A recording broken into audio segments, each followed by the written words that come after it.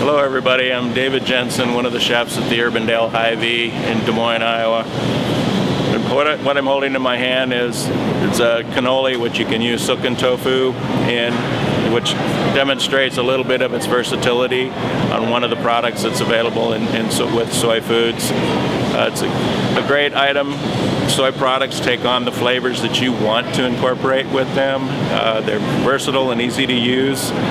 They'll add a lot of heart-healthy principles in your diet if that's what you're looking for. If not, they are just great tasting, especially the edamame. It goes well with a lot of different things. But I look forward to having you come visit me at the Urbandale Hy-Vee, and good eating.